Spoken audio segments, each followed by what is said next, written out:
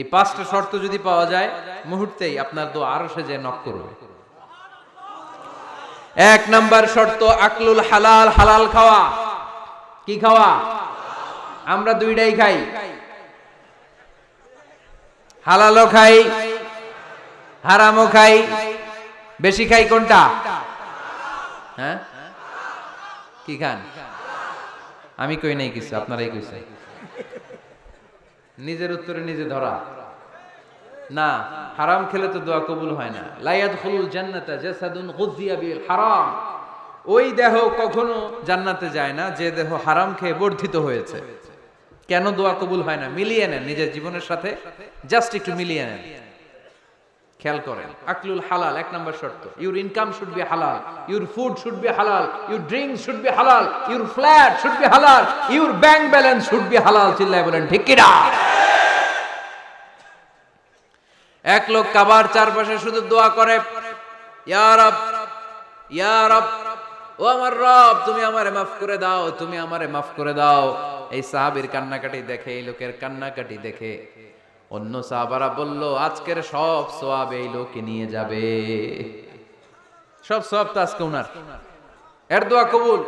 আল্লাহর হাবিব বললেন, ওয়া মাতআমুহু হারাম, ও যা খায় হারাম খায়। ওয়া মাশরাবুহু হারাম, যা পান করে হারাম। মালবাসুহু হারাম, তার ড্রেস আপ এটা হারাম টাকা থেকে আসে। ফা আন্না ইউস্তাজাবু লাহু, কেমন করে আল্লাহ ওর দোয়া কবুল করবে? আল্লাহ ঠেকা পড়ছে নাকি? ইন্নাল্লাহা তাইয়্যিব লা ইয়াকবালু ইল্লা তাইয়্যিবা। আল্লাহ নিজে পবিত্র, আল্লাহ পবিত্র ছাড়া কোনো অপবিত্র জিনিস গ্রহণ করেন না। জিহাদের ময়দানে একজন সাহাবী ছিল, সর্বপ্রথম তীর মেরেছিল। নাম কে বলতে পারবে?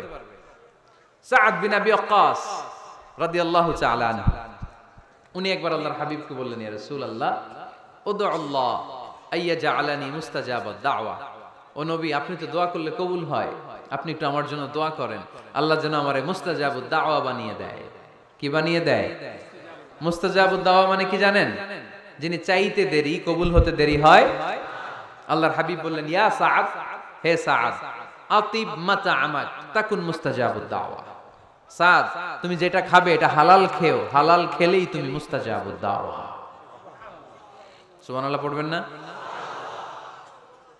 আকলুল হালাল শারতুন লিকবুলি দুআ, দোয়া কবুলের প্রথম শর্ত।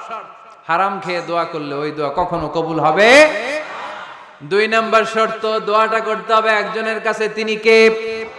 চাইতে হবে একজনের কাছে, তিনি কে? মসজিদে যে আল্লাহর কাছে চাইলেন, দরবারে যে বাবার কাছে চাইলেন, দোয়া কবুল কবুল হবে? হবে? চাইতে হবে একজনের কাছে, তিনি কে? অন্য কোথাও যেন আমরা না চাই। মাজারে যে যাওয়া যায় না, মাজার জিয়ারতের জন্য যাবেন, যে সালাম দিবেন, নিজের জন্য দোয়া করবেন, কবরে শুয়ে থাকা লোকটার জন্য দোয়া করবেন। ওখানে কিছু চাওয়া যাবে?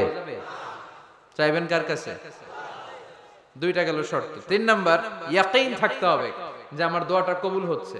যখন দোয়া করবেন আপনার এই বিশ্বাস থাকতে হবে, আমার রব আমার ফরিয়াদ শুনছে, তিনি আমার কথা শুনতে পাচ্ছে, আমি চাওয়া মাত্রই তিনি সব দিয়ে দিতে পারে, এবং আমার রব আমাকে ফিরাবে না, তিনি দিবেনই। এরকম ইয়াকিন থাকতে হবে। উদু আল্লাহ ওয়া আনতুম মুকিনুনা বিল ইজাবা, এমন ভাবে দোয়া করো যে তুমি সুনিশ্চিত এই দোয়া কবুল হবেই। এই নিশ্চয়তা নিজে নিজে নিয়ে নেবে। আল্লাহর উপর ভরসা কম আমাদের, এই ভরসা জাগে না যারে উনি দিবেনই, নিশ্চিত আমি। আপনি নিশ্চিত হলে পেয়ে যাবেন নিশ্চিত। আপনার মধ্যে যদি সন্দেহ, হায় রে কবুল হয় না, না হয়, ওই দোয়া জীবনেও কবুল হবে না। ঠিক কিনা? চার নাম্বার শর্ত, আসসালাতু আলা রাসূলিল্লাহ, আল্লাহর হাবিব সাল্লাল্লাহু আলাইহি ওয়াসাল্লামের উপর দুরূদ পড়া। কুল্লু দুআ মাহজুব মাওকুফুন বাইনাস সামাই ওয়াল আরদ, আমরা যা দোয়া করি সব আকাশ জমিনের মাঝখানে পেন্ডিং হয়ে থাকে। মা লাম ইউসাল্লা আলাইহি, আল্লাহর হাবিব বললেন যতক্ষণ না আমার উপর দুরূদ শরীফ পড়া হয়। আওয়াজ করে সবাই পড়েন সাল্লাল্লাহু আলাইহি ওয়াসাল্লাম। আল্লাহর হাবিব সাল্লাল্লাহু আলাইহি সাল্লামের উপর দুরূদ না পড়লে ওই দোয়া কঠিন খালে আল্লাহ কবুল করেন। আকাশ জমিনের মাঝখানে পেন্ডিং। মেসেজ করেছেন আপনার বন্ধুকে, আপনার মোবাইলে টাকা নাই, মেসেজটা কি হয়ে থাকে? পেন্ডিং, তাই না? যখনই টাকা ঢুকাবেন সাথে সাথে সেন্ড, আপনার সব দোয়া পেন্ডিং হয়ে আছে আকাশ। আজকে দুরূদ পড়ে দিবেন, সব সেন্ড। মুআল্লাক, সব ঝুলে থাকে। মাহজুবুন মুআল্লাকুন বাইনাস সামাই ওয়াল আরদ। মনে থাকবে ভাইরা?